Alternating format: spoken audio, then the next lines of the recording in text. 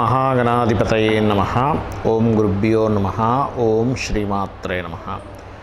పరమేశ్వర స్వరూపమైనటువంటి జ్యోతిష, వాస్తు మరియు ఇతర అనేకమైనటువంటి శాస్త్రములను మనకు అందించినటువంటి మహర్షులకి నమస్కారం. హయగ్రీవ హయగ్రీవ హయగ్రీవేతి యో వదేత్ తస్య నిస్సరతే వాణీ జనుకన్యా ప్రవాహవత్.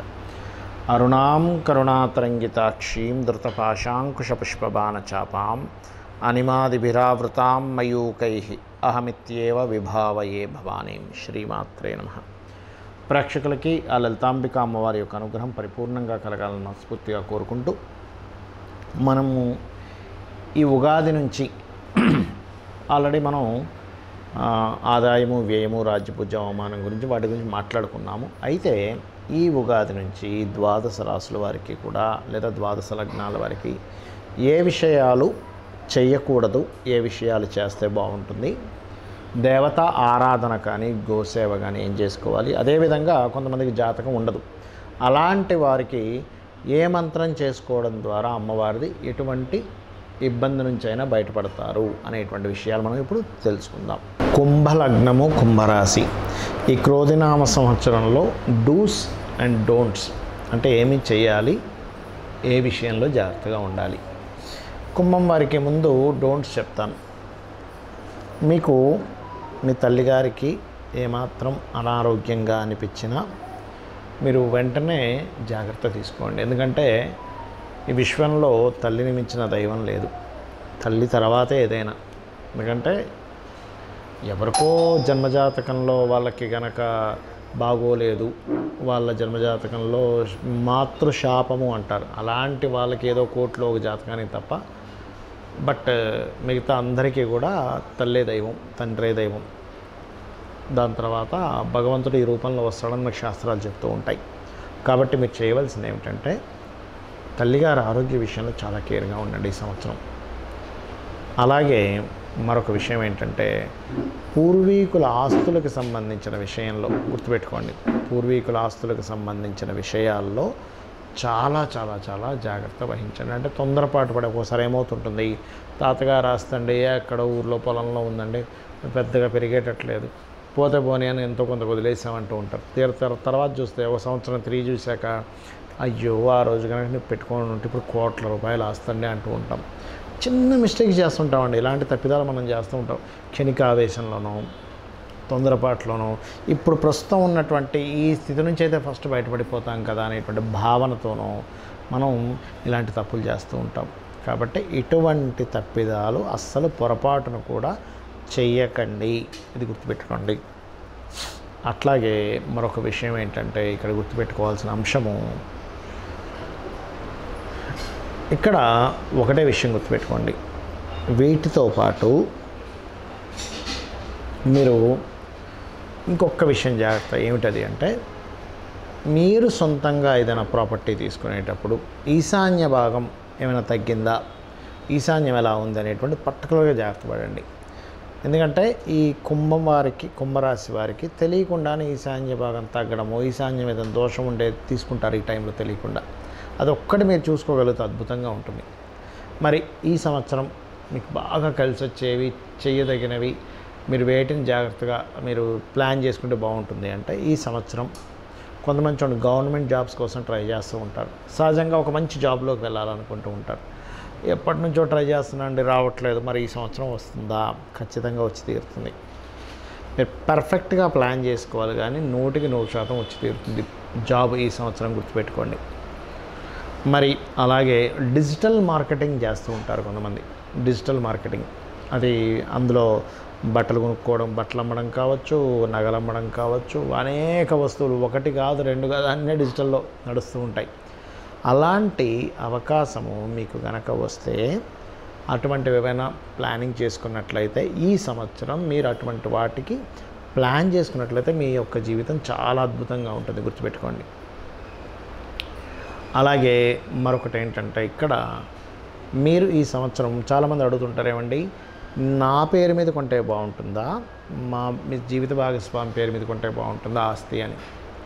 అది పర్టికులర్గా it's depend on me personal chart ఒక ఎత్తు అయితే, గోచారం మాత్రం ఈ సంవత్సరం మొత్తము కూడా మీ జీవిత భాగస్వామి పేరు మీద తీసుకుంటేనే బాగుంటుందని చూపిస్తుంది. గోచారం అంటారు దీన్ని.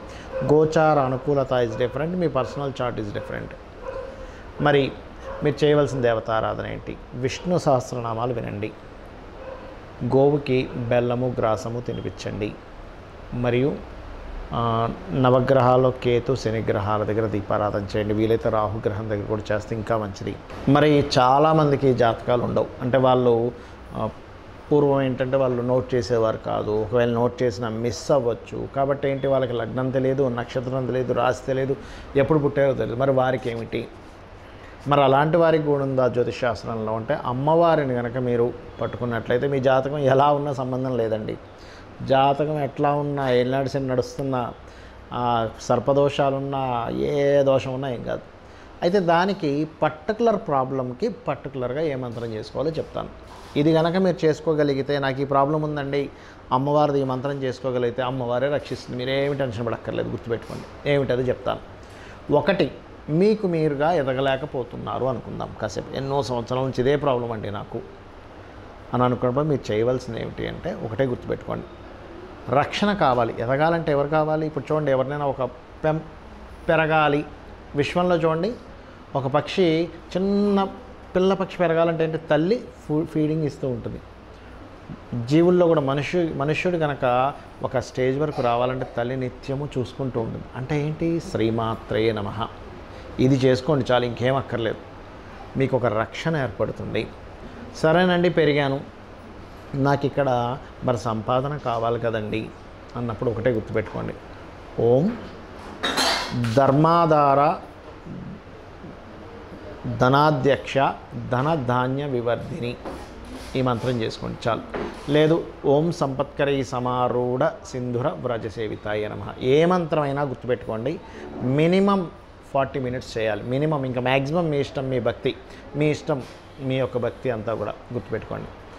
అలాగే మరి నాకు నేను ఏ మాట మాట్లాడినా నాకు మిస్కమ్యూనికేషన్స్ అవుతున్నాయండి, నాకేంటో అర్థం కావట్లేదు, సహకరించే వాళ్ళు లేరు, నాకు అసలు బ్రతకాలం లేదు, ఎవరితో మాట్లాడినా ఎవరిని కదిపినా నా తప్పు చూపిస్తున్నారు, మరి దీనికి ఏమిటి అంటే, దీనికి అద్భుతమైన మంత్రం ఉంది లలితా సహస్రనామాల్లో. అదేమిటి అంటే, ఓం కర్పూర వీటికామోద సమాకర్ష దిగంతరాయై నమః. రైట్. మరి కొంతమందికి ఇల్లు కట్టుకుందాం అనుకుంటారు. మరి ఈ సంవత్సరమైనా అవుతుందో లేదో, కనీసం ఇల్లు కట్టుకోగలనో లేదో, స్థలం కొనుక్కోగలనో లేదో, మరి ఇంట్లో ఏదో వాస్తుదోషం ఉందండి, దీని పరిస్థితి ఏమిటి, నాకు ఎట్లాగో ఈ సంవత్సరం ఎలా గడవాలి, నాకు అర్థం కావట్లేదు అనుకున్నప్పుడు ఒకటే గుర్తుపెట్టుకోండి, ఇంట్లో వాస్తుదోషం ఉందనుకోండి, మణిద్వీప వర్ణన చదివిపించండి. మీరు చదవలేరు, కనీసం వినండి, సరిపోతుంది. లేదు, ఇల్లు కట్టుకోవాలనుకుంటున్నాను, ఇంట్లో ఉన్న దోషాలు కూడా పోవాలనుకుంటే ఒకటే గుర్తుపెట్టుకోండి, ఓం వదనస్మర మాంగళ్య గృహతోరణ చిల్లికాయై నమః చేసుకోండి, సరిపోతుంది. ఒకవేళ మీకు సంతాన ప్రాప్తి కావాలి, ఏమంటే ఈ సంవత్సరమైనా నాకు సంతానం కలుగుతుందా, నా జాతకం తెలియదు, నా నక్షత్రం తెలియదు, అలాగా ఏం టెన్షన్ పడకండి. మీరు ఏం చేస్తారంటే, ఓం దిగంబర దిగంబర శ్రీపాదవల్లభ దిగంబర, లేదా దత్తాత్రేయ చరిత్ర పారాయణం చేయొచ్చు. కుక్కలకి, మీ వీధి కుక్కలకి బిస్కెట్స్, బ్రెడ్ ఏదైనా వేస్తూ ఉండండి. అలాగే దీనికి కూడా శ్రీమాత్రే నమః బ్రహ్మాండంగా పనిచేస్తుంది, ఎందుకంటే తల్లిదనం కావాలి కదా, అందుకని. అలాగే రుణాలు ఎక్కువగా ఉన్నాయండి, ఈ సంవత్సరమైనా తీరుతుందా లేదా, ఓం అపర్ణాయై నమః, అద్భుతంగా పనిచేస్తుంది. అలా కాదండి, నేను కొన్ని సంవత్సరాల నుంచి వెయిట్ చేస్తున్నాను, వివాహం అవ్వట్లేదు, కానీ నా జాతకం తెలియదు, ఎలాగా, జాతకం నువ్వు తెలిసినా కూడా ఎన్ని పరిహారాలు చేసినా అవ్వట్లేదు. భక్తిగా కనుక మీరు భక్తి శ్రద్ధలతో అమ్మవారిని తలుచుకొని, అమ్మ నాకు వివాహం అవ్వాలి, నువ్వు ఉన్నావు నాకేంటని చెప్పి మీరు కనుక చేయగలిగితే, మంత్రం ఏమిటి అని చెప్పి చూసుకున్నట్లయితే, కామేశబద్ధ మాంగళ్య సూత్రశోభిత కందరాయై నమః. మరొక కొంతమందికి వివాహం అయింది కానండి, మాటికి గొడవలు అవుతున్నాయి అన్నప్పుడు మీరు శివకామేశ్వరాంకస్త శివాస్వాధీన వల్లభాయై నమః చేసుకోవచ్చు, లేదా మందస్మిత ప్రభాపూర మధ్యత్కామేశ మానస కూడా చేసుకోవచ్చు. అద్భుతంగా ఉంటుంది వాళ్ళ జీవితం అలా కనుక చేయగలిగితే. అలాగే మరి గండాలు ఉన్నాయండి, ఏం చేయాలి, నాకు ఫలానా గండం ఉందని చెప్పారు, ఆ గండం చెప్పారు, ఈ గండం, ఏం టెన్షన్ పడకండి, దుర్గా అమ్మవారు మిమ్మల్ని గండాల నుంచి బయటపడేస్తుంది. ఓం దుమ్ దుర్గాయ నమః గుర్తుపెట్టుకోండి. లేదా సుబ్రహ్మణ్యేశ్వర స్వామి అష్టకం చదువుకోవచ్చు. మరి నాకు మూలధనం లేదు, లేదా నేను ఒక ఉన్నత చదువులు చదువుదాం అనుకుంటున్నాను, అలాంటప్పుడు మీరు చేయవలసింది ఏంటంటే హయగ్రీవ స్తోత్రం, లేదా ఓం హయగ్రీవాయ నమః అనుకోవచ్చు. లేదా రాజరాజేశ్వరి అమ్మవారి యొక్క స్తోత్రం చేసుకోవచ్చు.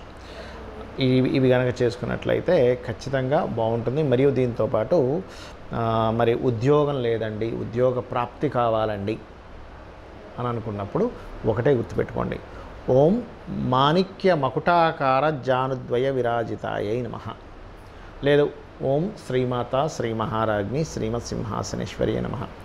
ఉద్యోగం కాదండి, అది వ్యాపారము, వ్యాపారంలో బాగా లాభాలు రావాలి, ఏం చేయాలి? ఒకటే గుర్తుపెట్టుకోండి, తమలపాకులు చక్కగా ఒక 21 కానీ 41 కానీ తమలపాకులు అమ్మవారి దగ్గర పెట్టి ఒక మంత్రం చెప్తాను. ఏమిటది అంటే, ఓం ఇంద్రగోప పరిక్షిప్త స్మరతూనాభజంగికాయై నమః అని ఇచ్చేసి ఒక 40 మినిట్స్ చేయండి అమ్మవారి దగ్గర పెట్టి. అమ్మవారు ప్రసాదంగా తీసుకొని వాటిని మనకి చూడండి తోరణం కట్టినట్టుగా మీ యొక్క షాపుకో మీ ఆఫీస్కో దేనికైనా తోరణంలా కట్టండి. అమ్మవారి శక్తితో మీకు ఆకర్షణ శక్తి వస్తుంది. ఎన్ని రోజులు చేయాలి? మీకు అభివృద్ధి ఎంతవరకు అయితే అన్ని రోజులు చేయండి. అడగంగా మనకు ఆకలి వేసినప్పుడు ఎన్ని మెతుకులు తినాలండి? అడగంగా ఆకలి తీరే వరకు ఎలా తింటాం, ఇది కూడా అంతే. మరి నేను విదేశాలకు వెళ్దాం అనుకుంటున్నానండి, నా జాతకంలో ఉందో లేదో నా జాతకం తెలియదు, మరి ఏమిటి, ఏ శక్తి నన్ను విదేశాలకు పంపిస్తుంది? ఆంజనేయ స్వామిని కనుక నిత్యము 2 పూటలు కనుక మీరు హనుమాన్ చాలీసా చెయ్యగలిగితే ఖచ్చితంగా మీరు విదేశీ యోగం కలుగుతుంది, అందులో ఎటువంటి సందేహం లేదు. శ్రీమాత్రే నమః.